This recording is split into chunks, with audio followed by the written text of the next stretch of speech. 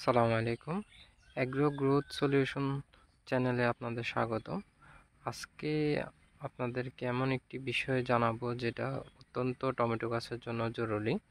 সেটি হচ্ছে যে টমেটো গাছে কিভাবে আপনি প্রুনিং করবেন, প্লাস তার মানে হচ্ছে কাটিং করে কিভাবে আপনারা টমেটো গাছের ফলন বৃদ্ধি করবেন এবং টমেটো গাছ কিভাবে সুস্থ সবল রাখবেন। টমেটো গাছের এই যে একটি গাছে অনেকগুলো আগাছা এবং অপ্রয়োজনীয় কিছু ডালপালা রয়েছে, এই ডালপালাগুলো যদি আপনার ছেটে দেন, এই যে আপনারা দেখতেছেন মেন, এটি হচ্ছে এই গাছটার মেন শাখা হচ্ছে এই যে এই গাছটার গোড়া থেকে এই মেন, এটি হচ্ছে মেন গাছ। এটার মধ্যে যে ফুলগুলো এসেছে এগুলো আপনারা যদি নিচে কাটিং করে দেন, অপ্রয়োজনীয় আগাছাগুলো ছাঁটাই করে দেন, তাহলে এই ফুলগুলো থেকে যে ফলগুলো আসবে, যে টমেটোগুলো আসবে, সেই টমেটোগুলো অনেক বড় হবে এবং এখানে অনেক ফলন বৃদ্ধি পাবে। কিন্তু এই যে দেখেন, এই যে গাছটার এখান থেকে একটি ডাল বের হয়েছে, এটাতে কিছু এই যে ফুলও আসছে। কিন্তু ফুল আসলে কি হবে, এই ফুলগুলোর যে টমেটোগুলো আসবে সেগুলো তেমন একটা বড় হবে না, সাইজে অনেকটা ছোট হবে।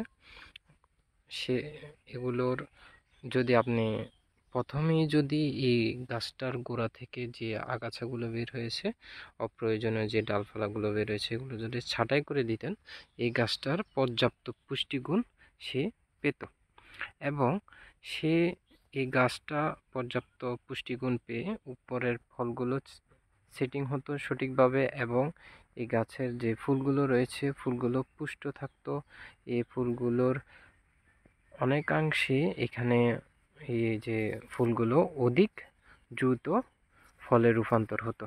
এখন কিন্তু এই গাছটার পুষ্টি, যে পরিমাণ পুষ্টি শোষণ করতেছে তার অনেকাংশই কিন্তু এই ডালপালাগুলো চুষে নিতেছে।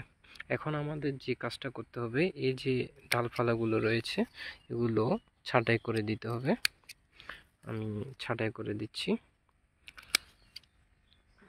এই যে দেখেন, এই গাছটার এখান থেকে গোড়া দিয়ে কিছু আগা বের হয়েছে, এই যে শাখা প্রশাখা বের হয়েছে, এই শাখা প্রশাখাগুলো আমি ছাঁটাই করে দেব।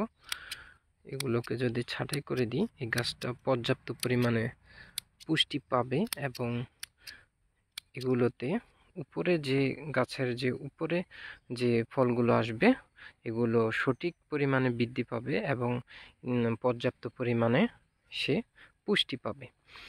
তার সাথে সাথে এই গাছটাতে কিন্তু অধিক পরিমাণে ফলন বৃদ্ধি পাবে। তো আমাদের এই যে এখানেও ডালগুলো রয়েছে এগুলো ছাঁটাই করে দিতে পারি। এখানে একটা রয়েছে বড় ডাল, তো আমি এগুলো ছাঁটাই করে দিচ্ছি, তাহলে আপনারা বুঝতে পারবেন। এই যে এই গাছটা এখন কিন্তু অনেকাংশে পরিপূর্ণ। এই যে গোড়া থেকে যে পরিমাণে এখন আলো বাতাস যাবে এই গাছটার জন্য সুস্থ সবল হবে এবং এই গাছের গোড়ার যে ডালগুলো ছিল এগুলো সবচাইতে বেশি রোগাক্রান্ত হয়, সবচাইতে বেশি ঝুঁকিতে থাকে এই গাছগুলোর এই নিচের ডালগুলো থেকে। তো আমরা যদি এটা ছাঁটাই করে দিই, সঠিক পরিমাণে আলো বাতাস পাবে, অক্সিজেন পাবে এবং এই গাছটা এখন সঠিক পরিমাণে পুষ্টি শোষণ করতে পারবে এবং এই ফুলগুলো পুষ্ট একটি